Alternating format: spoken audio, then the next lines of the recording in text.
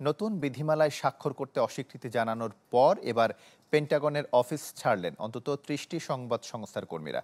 নতুন নিয়ম সংবাদ মাধ্যমের স্বাধীনতা ক্ষুণ্ণ করবে এমন অভিযোগে মার্কিন সামরিক সদর দপ্তর ছাড়েন গণমাধ্যম কর্মীরা।